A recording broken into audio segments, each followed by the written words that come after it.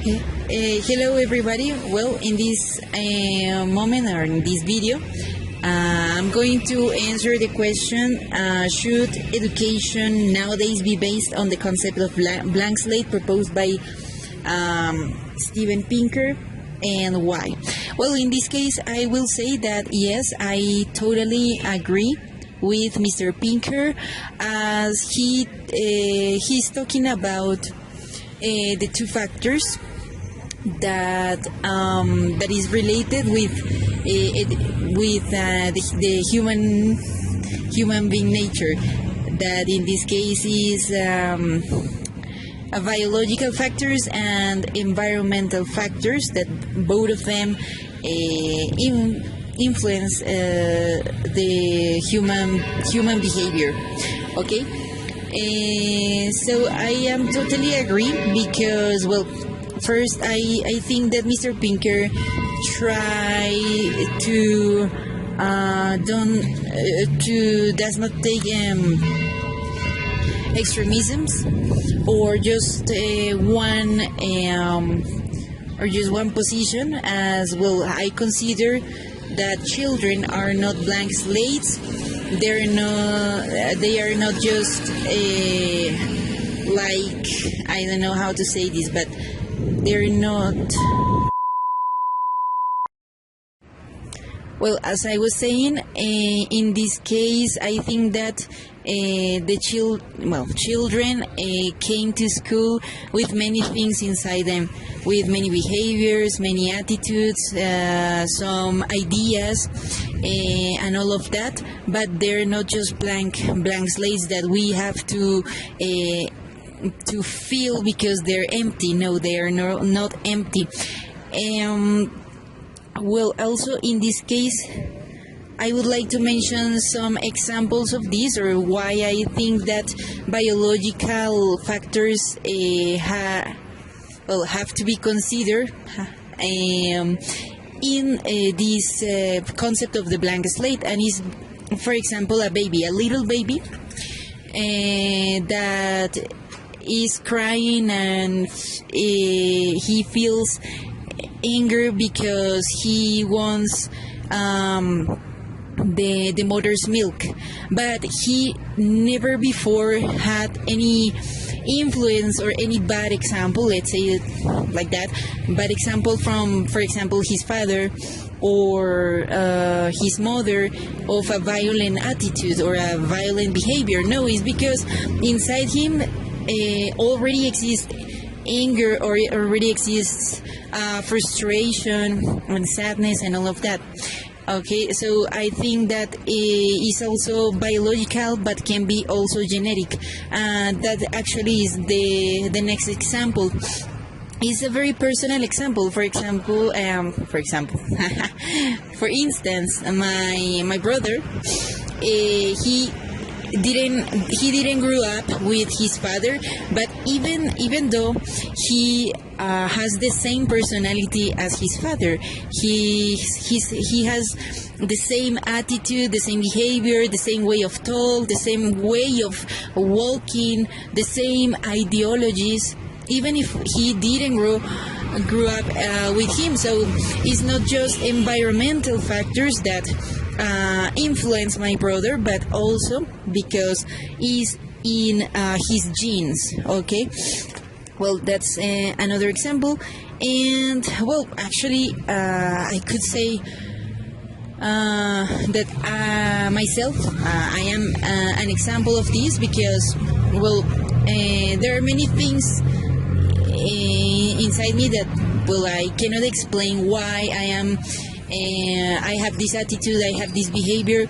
And then when I was a child, I didn't comprehend it, but then when I grew up, I understood many things, seeing my parents' behavior or my grandmother's behavior, because it's also, well, an environmental factors, but also some things that actually don't have explanations. Well, in that case, I think that is because there is something in my genes, or some biological aspect that makes me be who am I.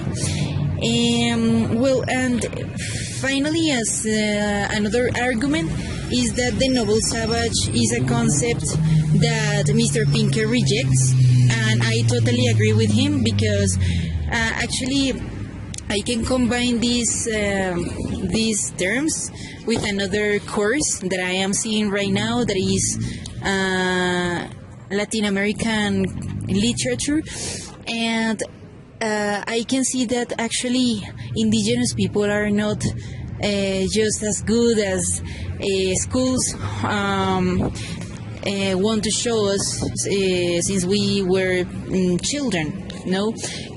Because the colonists says that indigenous people, in their natural way, they're good, they're peaceful, they're perfect, I mean, but actually no, it's all the opposite. If we can investigate more, if we can read more, if we can just look for more information, we can see that actually they were real savages, that they committed sacrifices to their gods. I think that with a horrible cruelty towards the human being. So that is, I am totally agree in that part. We don't born good, and it's not the society that corrupts us, because we always have the ability to decide. To decide. That's what what is different from us to the animals, for example. Okay, the next thing that I want to talk about is also the consequences to take into account this concept in education. Well, probably, and this is something very natural from us, from human beings, and so much more in this modern era, I will say, and is the lack of responsibility about the children behavior. If for example, if everybody thinks that this theory is true, so they just will discard the responsibility on their own children. For example, a children that has a child that has a bad behavior.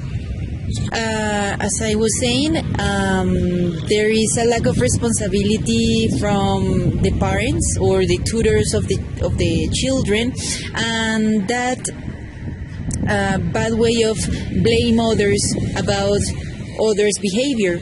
So if the children, if children have a bad behavior, so probably parents can say, well, he or she is like that because he's in their genes, so whatever, I cannot do anything about it. Okay, or on the other side, and normally this is something very common, that is that parents or tutors used to blame teachers about the children behavior. So probably that's one of the consequences. Also, I would like to mention some limitations in this case, and well, first is that theory that we have to romanticize everything, and so much more here in the university, because since I entered in first semester, I learned many things about children, to be just very emotional, very sentimental, very, like a perfect teacher. But lastly, here in the last semesters, I discovered that that's not really true, and that we are not saviors, and probably some limitations that we will have when we're going to have classes with children is the number of students that we will have in a classroom. For example, 40 children. That would be very difficult to discover or to detect the behavior of each one. I mean, if it's something about their personality, something biologically, or just something environmental, to take care of it, because I think that things that came from environmental factors can be fixed. But probably the other ones, as the biological factors, has to be managed by some specialists. So I will say that the blank slate concept of Mr. Pinker is pretty necessary for discover the learning style of the children, to see what serves better for a child and for this another, because not everybody learns at the same speed or at the same way, so that could be like an advantage to us as teachers. But as I was saying before, in this case could be very difficult, because, well, that's the reality of our country. We will have like 30 or 40 children in a classroom. And, well, another thing that I was thinking about is about the environmental factors. That is, for example, if we detect any strange, let's say like that, strange behavior in a child, well, we immediately try to talk with him or with her, and talk with their parents and see what is happening. At least not to resolve the problem, because we cannot figure it out everything, but at least to find a solution, or to get the child to the correct specialist. But in this case, if we think all the way that everything is because he's like this, and we don't have anything to do in this case, because, well, it's in their genes, so he's never going to change, he's never going to be different. Okay, so in this case, I think that we cannot notice the changes in children. So I think that's very important. And finally, I would say that's the big challenge that we have as teachers of this 21st century, is to try to combine, or to take into account, this concept first of the blank slate, but to combine both factors, to take into account both factors, the biological and the environmental factors, because I think that's very important. We cannot have, or we cannot have, or we may not have just one position, or take an extremism here or here, but it has to be mixed, it has to be combined, and try to find a better way to detect this concept in our students, and apply the best way of, for example, learning styles in them, taking into account these, but also try to maybe put a limit, because, well, as I said before, we are not saviors, but also we are like human beings. In this case, we have the responsibility to in somehow help our students. So yeah, I would say that, and yeah, that would be all.